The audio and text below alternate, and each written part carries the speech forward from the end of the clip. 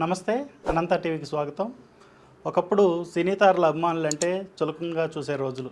ఆ రోజుల్లోనే మెగాస్టార్ అభిమానిగా తన ప్రస్థానాన్ని ప్రారంభించి మెగా అభిమానులందరికీ కూడా ఒక తాటి మీదకి తీసుకొచ్చి అఖిల భారత చిరంజీవి యువత అనే సంస్థ ద్వారా దేశ విదేశాల్లోని అభిమానులందరినీ కూడా సేవా ప్రతినిధులుగా తీర్చిదిద్ది అభిమాని అనే పదానికి గౌరవాన్ని ఆపాదించిన వ్యక్తి అఖిల భారత చిరంజీవి యువత వ్యవస్థాపక అధ్యక్షులు రవణం స్వామినాయుడు గారు మనతో ఉన్నారు. మెగాస్టార్ చిరంజీవి గారికి పద్మవిభూషణ్ అవార్డు వచ్చిన సందర్భంగా ఆయన యొక్క స్పందనను మనం తెలియజేసుకుందాం. నమస్తే సార్. నమస్తే అండి. స్వామినాయుడు గారు, మీరు చాలా ఇంటర్వ్యూల్లో మెగాస్టార్ చిరంజీవి గారికి భారతరత్న రావాలి చాలాసార్లు చెప్పారు. మీరు బహుశా మీలాంటి వారి ఆకాంక్షలన్నీ ఫలించి భారతదేశంలో రెండో అత్యున్నత అవార్డు అయినటువంటి పద్మవిభూషణ్ వచ్చింది. దీనికి మీరు ఎలా స్పందిస్తారు? అందరికీ నమస్కారం అండి. మీరు స్టార్టింగ్లో మీరు మాట్లాడినప్పుడు అభిమానులకి గౌరవప్రదమైన స్థానం కల్పించారు అన్నది చాలా సంతోషంగా ఉందండి. 1996లో నేను మొదటిసారిగా చిరంజీవి గారి కాంపౌండ్లో ప్రవేశించినప్పుడు ఆ రోజుననే పూర్తి అవగాహనతోటి నా దగ్గర ఒక లిస్ట్ రాసుకుని నేను ఆఫీస్కి రావడం జరిగింది. నాతో అల్లు అరవింద్ గారు తదితరులు ఇంటర్వ్యూ చేసినప్పుడు ఆ లిస్ట్ నేను చెప్పిన దాని ప్రకారంగా మెగాస్టార్ లాంటి గొప్ప నటులు, గొప్ప సేవా తత్పరులు, మానవత్వం ఉన్న వ్యక్తి, అటువంటి వారికి దక్కాల్సిన గౌరవాలు చాలా ఉన్నాయి సార్. ఇవన్నీ దక్కాలంటే ఖచ్చితంగా మనం పాటించాల్సినవి కూడా ఉన్నాయి. అవన్నీ రావాలి. ఆయన ఇన్ని సంవత్సరాలుగా, ఇన్ని తరాలుగా, ఇన్ని డికేట్స్గా అంత అద్భుతమైన నటన నటిస్తూ తెలుగు ప్రేక్షకుల్ని ప్రపంచవ్యాప్తంగా ఆనందింప చేస్తున్నారు కదా. వారికి డాక్టరేట్ రావాలి, పద్మశ్రీ రావాలి, పద్మవిభూషణ్ రావాలి, భారతరత్న రావాలి, ఈ రాష్ట్ర ప్రజలను ఆదుకోవాలి, ఈ తెలుగు రాష్ట్రాలకి రామరాజ్యం కావాలంటే ఆయన ముఖ్యమంత్రి కావాలి అని ఇలా ఎన్నో నాలో ఉన్న అన్నీ ఒక కాగితం మీద పెట్టి నేను ఎందుకు మీ ఆఫీస్కి వచ్చి నేను ఇవన్నీ చేయాలనుకుంటున్నానని చెప్పినప్పుడు వారు ఎంత సంతోషంగా చాలా రోజులు అనేక రకమైన ఇంటర్వ్యూలు చేసి నేను పనికిరాలని ఆల్రెడీ వారి దగ్గర కూడా చాలా పథకాలు ఉన్నాయి. ఈ తెలుగు ప్రజల్లో నన్ను ఇంతగా ఆదరిస్తున్నందుకు వారికి తిరిగి నేను ఏమి ఇవ్వగలను అనే విధంగా వారు చాలా ప్రాజెక్టులన్నీ రెడీ చేసి పెట్టుకున్నారు. ఆ సమయంలో నేను తారసపట్టం, నిత్యావసరాలు అంటారా, అత్యవసరాలు అంటారా, దాంట్లో భాగంగా ఈ రక్తనిధి కేంద్రాలు, లేకపోతే బ్లడ్ అండ్ ఐ డొనేషన్ కేంద్రాలు, ఇవన్నీ నిజమే కదా, ఇది ఫస్ట్ ఫ్రంట్లో ఉండాలి, తర్వాత ఇవన్నీ అని నన్ను గుర్తించి, నన్ను ఎంకరేజ్ చేసి, నన్ను ఈ స్థానంలో కూర్చోబెట్టి ఆ రోజు నన్ను ముందుకు నడిపించడం జరిగింది. తద్వారాగానే ఆ రోజు మొదటి రోజే మీరు అన్న విషయంలో చిరంజీవి గారికి ఇవన్నీ రావాలి, ఈ కుళ్ళి రాజకీయాలు ఎన్ని వస్తాయో రావో తెలియదు, రావాలంటే మనం దీన్ని గుర్తించాలి, దీన్ని తెలియజేయాలి ప్రభుత్వాలకి, ఇటు రాష్ట్ర ప్రభుత్వాలకి అటు కేంద్ర ప్రభుత్వాలు తెలియాలి. ఇక్కడ ఏమవుతుందంటే సార్, ఇక్కడ రాష్ట్ర ప్రభుత్వాలు ఒక పార్టీ ఉండొచ్చు, కేంద్ర ప్రభుత్వంలో ఒక పార్టీ ఉండొచ్చు. దీంట్లో ఇక్కడ అత్యున్నతమైన స్థానాలు పొందాల్సిన వారు పొందకపోవటం, వారికి కావాల్సిన వారికే అవకాశాలు రావటం, ఇవన్నీ జరుగుతూ ఉంటాయి అనే దాని మీద బాగా కూలంకషంగా దీని మీద చేసినప్పుడు నా వంతు పాత్రగా నేను చేస్తానండి, నా వంతు కృషిగా నేను చేస్తానన్నప్పుడు అల్లు అరవింద్ గారు దాన్ని ఆమోదించడం, తద్వారాగానే ఇవన్నీ ఆ రోజు నుంచి నా కోరిక అండి. ఇదంతా కూడా నా ఇండివిజువల్ కోరిక, వారికి ఇవన్నీ తక్కాలి, అంత గొప్ప నటులు వారు అన్నప్పుడు ఆనాటి నుంచి నేను ఎక్కడా కూడా చెక్కు చెదరకుండా వారికి ఇవన్నీ అవార్డులు రావాలి అని నా ఆనందం. అన్నమాట. నేను ఎప్పుడైనా చెప్పానో లేదో తెలియదు, ఈ అవార్డులను వచ్చేసి ఈ రాష్ట్రానికి రామరాజ్యం తెప్పించేసి ఆయన ఈ తెలుగు ప్రజలకి అధిపతిగా ఉన్న రోజున నేను హిమాలయ పర్వతాలకు వెళ్ళిపోయి నేను తపస్సు చేసుకుంటాను అని ముందే నేను ఆ రోజుని ప్రకటించాను. అది ఆ రోజు కోసం వేచి ఉన్నాను.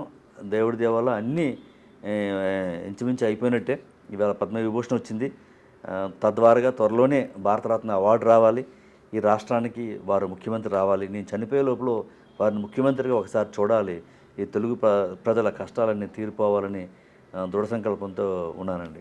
సేవా సంస్థలకు సంబంధించి అయితే ఒక పరిమితి ఉంటుంది. మీరు చిరంజీవి బ్లడ్ బ్యాంకు సిఓఓగా ఉన్నారు. అపరిమితమైనటువంటి పరిధులన్నింటినీ చెరిపేసి, సరిహద్దులన్నింటినీ చెరిపేసి ప్రపంచ దేశాల్లో కూడా ఆయన అభిమానులు రక్తదానాలు, శవదానాలు, నేత్రదానాలు చేసేలాగా మీరు ప్రేరేపించారు, అలాగే చిరంజీవి గారి సహకారంతో. ఇది ఎలా సాధ్యమైంది అసలు మీకు? ఇవి తెలుగు రాష్ట్రాల్లో కేంద్రీకృతం ఇచ్చినప్పుడు ముందు అభిమానుల్ని క్రమబద్ధీకరణ చేయాలి.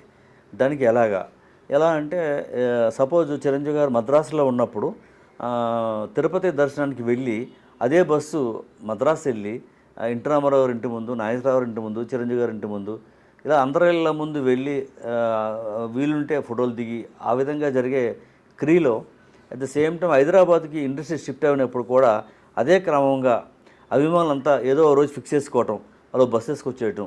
షూటింగ్ ఎక్కడ జరుగుతుంది, అన్నపూర్ణ రామానాయుడు గారు అని ఆ స్టూడియో ముందు బస్సు ఆపటం, ఉదయం 7-8 గంటలు రావటం, ఉంటాం, సాయంత్రం 6 బస్సుకి వన్ డే కాంటాక్ట్ తీసుకుంటారు వాళ్ళు, సాయంత్రం దాకా వెయిట్ చేయటం. ఈ విషయం చిరంజీవి గారికి తెలియకపోవటం, వీరు తెలిసిందని ఇలా భావించడం, వారు రాలేదని వీళ్ళు అనుకోవటం, మళ్ళీ తిరిగి వెళ్ళిపోవటం, ఇవన్నీ నా నోటీసులో ఉన్నాయన్నమాట అండి.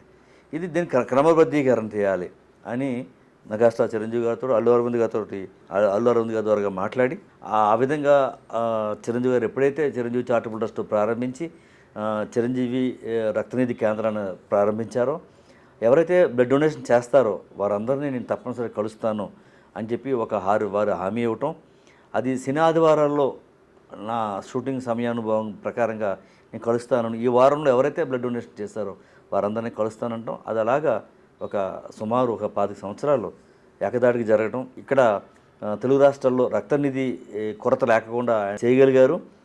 బ్లడ్ అంటే చిరంజీవి గారి అభిమానులు తెలుగు రాష్ట్రాలే కాదు భారతదేశంలో ఎక్కడైనా సరే బ్లడ్ కావాలంటే చిరంజీవి గారి అభిమానులు సంప్రదించాలనే స్థాయికి ఇవాళ వెళ్ళిందంటే చిరంజీవి గారి పిలిపే కారణంగా మనం చెప్పుకోవచ్చు.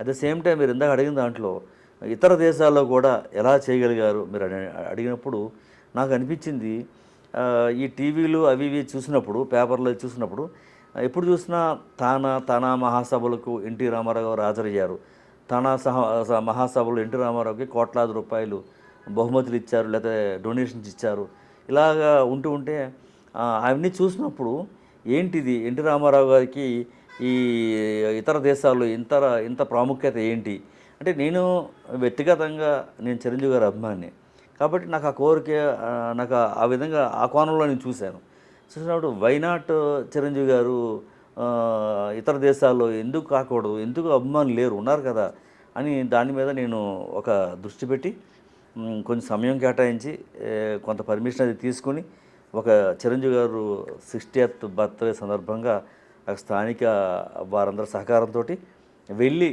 చిరంజీవి గారు 60వ పుట్టినరోజు సందర్భంగా 55 రాష్ట్రాల్లో, అమెరికాలో ఉన్న 55 రాష్ట్రాల్లో ఒకే రోజు 55 రక్తదాన శిబిరాలు ప్రారంభించి అక్కడి నుంచి చూస్తే ఈ రోజుని అసలు మెగాస్టార్ మయమైపోయింది. అమెరికా అంటే మెగాస్టార్ మయమైపోయింది. చిరంజీవి గారి కుటుంబ సభ్యులు ఏ ఊరు వెళ్ళినా ఎక్కడికి వెళ్ళినా అసలు వారు అమెరికాలో ఉన్నారా, అమలాపురంలో ఉన్నారా అనే విధంగా ఈరోజు తయారైందంటే వారిని గుర్తించడం, వారిని మనం అంతా ప్రోత్సహించడం. ఆ విధంగా అక్కడ కూడా వారు ఎంత కమర్షియల్గా వెరీ కాస్ట్లీ లైఫ్ కాబట్టి అంత దూరంలో ఉన్నప్పటికీ కూడా ఈ సేవకే వారు ప్రాధాన్యత ఇచ్చి చిరంజీవి గారు చేస్తున్న సేవలన్నీ అక్కడ అమెరికాలో కూడా అడాప్ట్ చేసుకుని అక్కడ కూడా వారు సేవలు చేయటం. అక్కడ ఏదైనా స్టేట్లో ఒక బ్లడ్ డొనేషన్ క్యాంప్ చేయాలంటే లక్షలాది రూపాయలతో కూడుకున్న పని. అదేవిధంగా గవర్నమెంట్ సో మెనీ పర్మిషన్స్ కూడా కావాలి.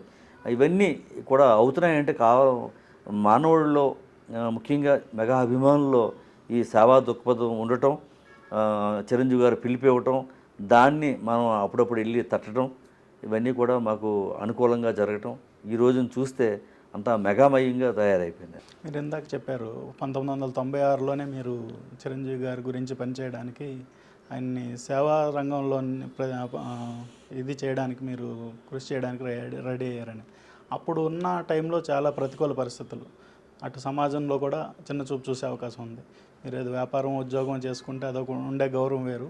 ఒక సినీ తారక అభిమానిగా మీరు ఒక ప్రస్థానాన్ని మొదలు పెట్టాలని సంకల్పించినప్పుడు మొదటగా మీరు మీ ఇంట్లోనే ప్రతికూలతను ఎదుర్కొని ఉంటారు. అట్లా ఏమైనా జరిగిందా, లేదంటే ఎంకరేజ్ చేశారా మిమ్మల్ని? ఇది ఒకసారి ఒక ఒక సినీ నటుడి యొక్క అభిమానులు ఎవరైనా సరే ఇది అందరూ ఫేస్ చేయాల్సిందే. ఏ ఇంట్లో కూడా ఆ రోజుల్లో ముఖ్యంగా ఎవరు కూడా అనుమతించరండి. ఎందుకంటే మధ్యతరగతి కుటుంబంలో బతుకుతున్న ప్రజలు ఇలాగ ఒక సినిమా నటుడికి సినిమాల పేరు చెప్పిన సమయం అంతా వృధా చేసి డబ్బు అంతా వృధా చేయడం ఎవరు ఒప్పుకోరు. అయినప్పటికీ కూడా మనం ఒక దృఢ సంకల్పం, ఈ రాష్ట్రానికి, తెలుగు రాష్ట్రాలకి ఇతను రామరాజ్యం తీసుకురావాలి, ఈ తెలుగు రాష్ట్రాలకి అధిపతి కావాలి అనే దృఢ సంకల్పం వెనక ఈ ప్రజాసేవా కార్యక్రమాలు, సామాజిక స్పృహ, కరెంట్ అఫైర్స్ ఏంటి, ప్రజలకు ఉన్న ఇబ్బందులు ఏంటి, నిత్యావసరంగా ప్రతిరోజు ఎటువంటి ఇబ్బందులు పడుతున్నారు, ఏమేమి కావాలి, ఎక్కడెక్కడ ఏమేమి కావాలి, ఒక్కొక్క ఊరిలో ఒక్కొక్క సమస్య, ఇవన్నీ కూడా పరిగణలోకి తీసుకుని దాని మీద దృష్టి కేంద్రీకరించి చాలా కష్టపడి అన్ని ఊర్లు వెళ్ళి భార్య పిల్లల్ని వదిలేసి, అంటే కమర్షియల్గా కాకుండా, అంటే దీని అందరికీ ఒకటే జవాబు సార్. చిరంజీవి గారు అనే వ్యక్తి ఆయన ఒక యుగపరుషుడు, కారణభూతుడు, కారణ సంభూతుడు, ఒక దైవశక్తితో ఈ భూమి మీద అడుగుపెట్టిన వ్యక్తి. ఈరోజు శ్రీరాముడు ఎవరు, జై శ్రీరామ్ జై శ్రీరామ్ అని ప్రపంచమంతా దద్దరిల్లిపోతుందంటే శ్రీరాముడు ఎవరు? శ్రీరాముడు మనిషి కాదా? శ్రీరాముడు మానవ రూపంలో ఉన్న వ్యక్తే కదా. అదేవిధంగా చిరంజీవి గారికి కూడా ఆ భగవంతుడు అవకాశం కల్పించి ఉండొచ్చు. అంటే యుగాలు మారుతున్న కొలిది మానవుల యొక్క రోజు జరిగే విషయాలన్నీ సెపరేట్గా ఉండవచ్చు, ఆశ్చర్యకరంగా ఉండవచ్చు. అంటే ఈ హైటెక్ యుగంలో ఈ విధంగా ఉండొచ్చు. కానీ ఆయన దైవ సంభూతుడే అని మేమంతా భావిస్తూ ఉంటామండి. డెఫినెట్గా ఎవరో ఒకళ్ళు దీన్ని పూనుకోవాలి.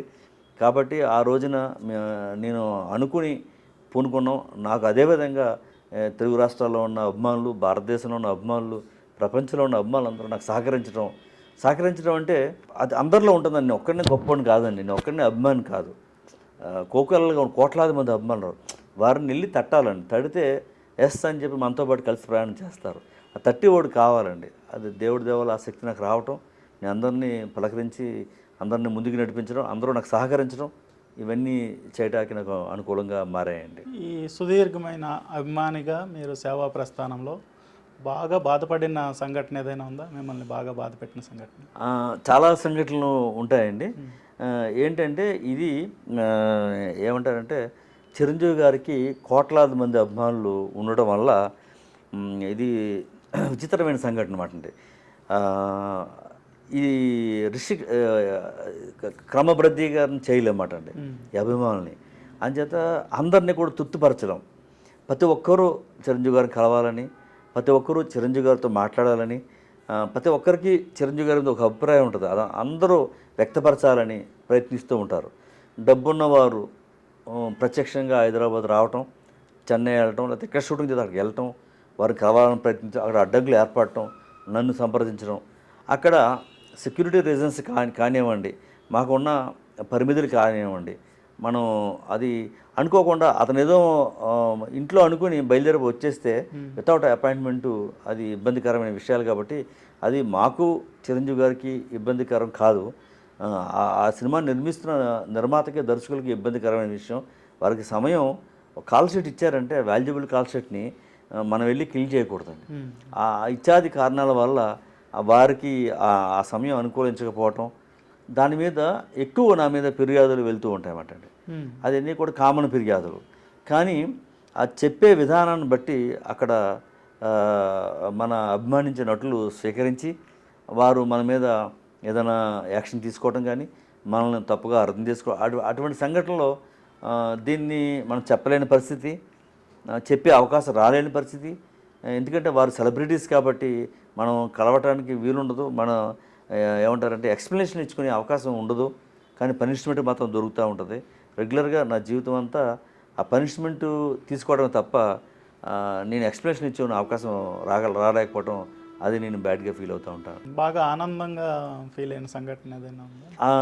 బాగా ఆనందంగా ఏంటంటే సార్, ఇవన్నీ ప్రాజెక్టులన్నీ అనుకున్నప్పుడు వారు కుటుంబ సభ్యులంతా ఓకే అన్నప్పుడు నేను మొట్టమొదటిసారిగా 1996లో ఒక రక్తదాన శిబిరం ఏర్పాటు చేయడం జరిగిందండి.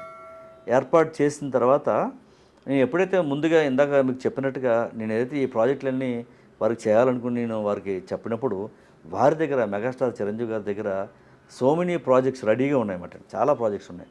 దాంట్లో ఇమీడియట్గా చేయాలనుకున్న ప్రాజెక్ట్ ఏంటంటే నేను కలిసినా కలవకపోయినా వారం 10 రోజుల్లో వారు ఆ ప్రాజెక్ట్ని అనౌన్స్ చేసేవారు, అది చేసేవారు అన్నమాట.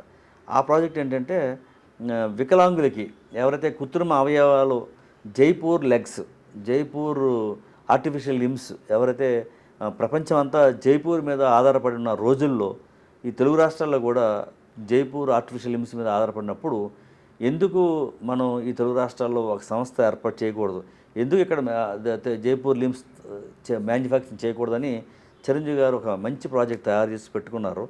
ఆ ప్రాజెక్టు పెట్టుకున్నప్పుడు అది నాకు చెప్పారన్నమాట. నేను కలిసినప్పుడు ఇమీడియట్ ప్రాజెక్ట్ ఇది, కానీ ఈ 2 ప్రాజెక్టులు అనుకున్నప్పుడు నిత్యావసరం ఎమర్జెన్సీ ఇదే కాబట్టి ఇటు వెళ్తున్నాం, అది కూడా త్వరలో చేస్తామని చెప్పినప్పుడు నాకు దానికి అనుగుణంగా నేను 96 సంవత్సరంలో మొట్టమొదటిసారిగా చిరంజీవి గారు ప్రజెన్స్లో బ్లడ్ డొనేషన్ క్యాంప్ చేసినప్పుడు హైదరాబాదు పరిసర ప్రాంతాల్లో ఎవరైతే ఈ వికలాంగులు ఉన్నారో, ఎవరైతే కృత్రిమ అవయవాల కోసం వెయిట్ చేస్తున్నారో, కృత్రిమ అవయవాలు దొరకక వికలాంగులుగా మానసికంగా కుంగిపోతున్నారు, వారందరినీ గుర్తించి ఆ రోజుల్లో 2 లక్షల రూపాయలు ఖరీదైంది, అంటే ఈ రోజున 2 కోట్ల రూపాయలు ఆ రోజుల్లో చిరంజీవి గారు స్వయంగా వారి సొంత నిధులతో ఆ కృత్రిమ అవయవాలను తెప్పించి అదే బ్లడ్ డొనేషన్ క్యాంపులో ఆ రోజు చేసిన క్యాంపులో మొట్టమొదటి రక్తదాతగా చిరంజీవి గారు నమోదు చేయి రెడ్ క్రాస్ ప్రెసిడెంట్ సరస్వతి గారు ఆధ్వర్యంలో మెగాస్టార్ రక్తదానం చేసిన సమయంలో తదనంతరం ఈ కృత్రిమ అవయవాలన్నీ ముఖ్యంగా ఒక చిన్న 2 years బేబీకి ఆ కృత్రిమ అవయవాలు తొడిగి నడిచినప్పుడు ఆ కుటుంబ సభ్యులు ఏడుస్తూ ఉంటే చిరంజీవి గారు కూడా కళ్ళమ్మలు పెట్టుకున్న సమయంలో నా ఆనందానికి అవధులు లేవు. అట్ ద సేమ్ టైం ఈ ఫంక్షన్ అయిపోయి వారు వెళ్తూ కారు ఎక్కినప్పుడు నన్ను భుజం తట్టి కీప్ ఇట్ అప్, నువ్వు చేయి చాలా గొప్పగా చేస్తున్నావు అని చెప్పి అభినందించినప్పుడు అప్పుడు కానీ ఇప్పుడు కానీ ఎప్పటికీ నేను మర్చిపోలేనండి. అది నాకు చాలా ఆనందమైన విషయం. ఒక రకంగా చెప్పాలంటే దేశంలోనే కాదు ప్రపంచంలోనే ఏ నటుడికి లేనటువంటి ఆర్గనైజ్డ్ ఫ్యాన్ బేస్ నెట్వర్క్ ఉంది. దాన్ని బిల్డప్ చేసిన వాళ్ళు మీరు ప్రథములని నేను అనుకుంటున్నాను. ఈ సరిహద్దులు దాటి వెళ్ళిపోయింది ఈ నెట్వర్క్ ఏదైతే ఉందో. కానీ అఖిల భారత చిరంజీవి యువత అని మీరు ఆర్గనైజేషన్ పేరు భారతదేశానికి పరిమితం చేశారు. దీన్ని మార్చాలని ఎప్పుడు అనుకోలేదా? అదే మీరు అన్నట్టుగా నేను ఎప్పుడైతే ఈ ఇతర దేశాల్లో తానా లాంటి సంస్థలు ఉన్నప్పుడు నేను వెళ్ళి దాన్ని బ్రేక్ చేసినప్పుడు, ఆప్తా లాంటి సంస్థలు ఉన్నాయని కనుగొన్నప్పుడు వారి ద్వారాగా మనం మరింత సేవలు విస్తృతం చేసినప్పుడు నాకు అనిపించింది దీన్ని చేయాలి. కానీ నేను వరల్డ్ వైడ్ దాని మీద ఎప్పుడు నేనేనా రాష్ట్ర చిరంజీవి అధ్యక్షులు, నేనే అఖిల భారత చిరంజీవి అధ్యక్షులు, వరల్డ్ వైడ్ కూడా నేనేనా అని ఎక్కడో బాగా పరిపక్వత చెందినప్పుడు మనకు చాలు, ఇది కొత్త వారిని ఎంకరేజ్ చేద్దామని చెప్పేసి విస్తరిస్తూనే నేను లేకుండా వేరే వారిని ఎంకరేజ్ చేస్తూ దీన్ని ముందుకు నడిపిస్తూ ఉన్నాం. ఇది ఈవేళ పద్మవిభూషణ్ అవార్డు వచ్చిన సందర్భంగా చాలా అన్ని దేశాల్లోని అన్ని రాష్ట్రాల్లోని చాలా వైభవంగా సంబరాలు జరుపుకుంటున్నారంటే అది చాలా ఆనందంగా ఉంటుంది అన్నమాట. ఎందుకంటే బిహైండ్ నా కృషి చాలా ఉందని నేను పర్సనల్గా ఆనందపడుతూ ఉంటాను అన్నమాట. ఇప్పుడు చాలా ఇంటర్వ్యూలో మీరు గతంలో మొదటగా చెప్పినట్టుగా చిరంజీవి గారికి భారతరత్న రావాలి అని చాలా ఇంటర్వ్యూలో మీరు చెప్తున్నప్పుడు నేను అనుకునేవాడిని బాగా ఓవర్ ఎగ్జాజరేషన్తో ఆలోచిస్తున్నారేమో, లేదంటే చిరంజీవి గారు మెప్పు పొందడానికి ఈయన ఇలా మాట్లాడుతున్నారేమో అని అనుకునేవాడిని. ఆయన పద్మభూషణ్ అయ్యారు, పద్మవిభూషణ్ కూడా అయిపోయారు, 2వ స్థానానికి వచ్చారు. రేపు భారతరత్న కూడా రావచ్చేమో అనే సంశయం కూడా నాలో కలుగుతుంది. దీని అంతటికీ ఇప్పుడు మీలాంటి అభిమానులు ఆకాంక్షలు కోరికలే కారణమని అనుకోవచ్చేమో. ఇప్పుడు పద్మవిభూషణ్ వచ్చేసింది, సంతృప్తి చెందుతున్నారా లేదంటే ఇంకా భారతరత్నకే ఫిక్స్ అయి ఉన్నారు? మీరు అన్నీ అడిగిన దాంట్లో ఎప్పటి నుంచో మీరు భారతరత్న అవార్డు అని అడుగుతున్నారు. మీ వ్యక్తిగత అవ్వుండొచ్చు, దానికి వివరణ కావాలని మీరు ప్రశ్నలో నాకు అర్థమవుతూ ఉంది. అయితే మీరు ఒకసారి పరిశీలిస్తే ఈ భారతదేశం కానీ ప్రపంచంలో కానీ ఈ సినిమా హీరోల్ని పరిశీలించినప్పుడు ముఖ్యంగా మన భారతదేశం తీసుకుంటే అమితాబ్ బచ్చన్ గారిని ఒకసారి పరిశీలించండి, లేకపోతే రజనీకాంత్ గారిని చూడండి, కమల్ హాసన్ గారిని చూడండి, కన్నడ రాజ్ కుమార్ గారిని చూడండి, హైదరాబాద్లో ఎన్టీ రామారావు గారిని చూడండి, నాగేశ్వరరావు గారిని చూడండి. ప్రతి ఒక్క హీరో కూడా కొన్ని యాక్షన్ల వరకే పరిమితం. ఒకరు డ్యాన్స్లో పరిమితం, ఒకరు ఫైట్స్లో పరిమితం, ఒకరు కామెడీలో పరిమితం, ఒకరు ఎక్స్ప్రెషన్స్లో పరిమితం, రకరకాలుగా ఉన్నాయన్నమాట.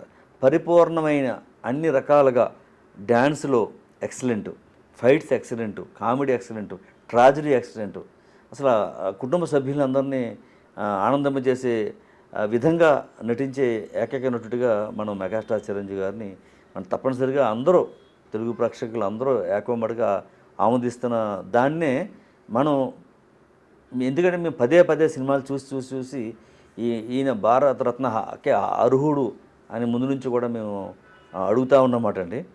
అది ఈవేళ కూడా ప్రపంచం అంతా ఆనందంగా ఉన్నప్పటికి కూడా నాకు ఇంకా ఆనందం కావాలి.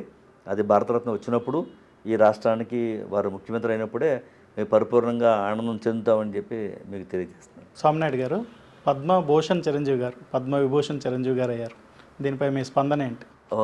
ఆ భగవంతుడికి హృదయపూర్వక ధన్యవాదాలు తెలియజేస్తూ, మేము ఎప్పటి నుంచో భారతరత్న అవార్డు రావాలని చిరంజీవి గారి గురించి ఎన్నో సంవత్సరాల నుంచి ఎదురు చూస్తూ ఉన్నాం. ఈవేళ దేశంలో అత్యున్నతమైన 2వ అవార్డు పద్మవిభూషణ్ రావటం మా అందరికీ, మెగా అభిమానులకి, తెలుగు ప్రేక్షకులకి చాలా ఆనందంగా ఉందండి. చాలా ఆనందంగా ఉంది. ఎప్పటికైనా మెగాస్టార్ చిరంజీవి గారికి భారతరత్న అవార్డు వచ్చి తీరుతుందని మేము దృఢంగా ఆశిస్తూ ఉన్నాం. ఈ సందర్భంగా ఈ పద్మవిభూషణ్ అవార్డు ప్రకటించిన కేంద్ర ప్రభుత్వానికి, మరీ ముఖ్యంగా మన దేశ ప్రధాని శ్రీ మోడీ గారికి హృదయపూర్వక ధన్యవాదాలు తెలియజేస్తున్నాను. ఓకే అండి సోమనాయుడు గారు, మీ ఆకాంక్షలన్నీ నెరవేరాలని, మీకు అభిమానులందరూ కూడా అత్యంత ఆనందోత్సవాలతో మెగాస్టార్ చిరంజీవి గారికి వచ్చిన పద్మవిభూషణ్ అవార్డుని మీరు సంబరాలు చేసుకోవాలని కోరుకుంటూ సెలవు తీసుకుంటాం.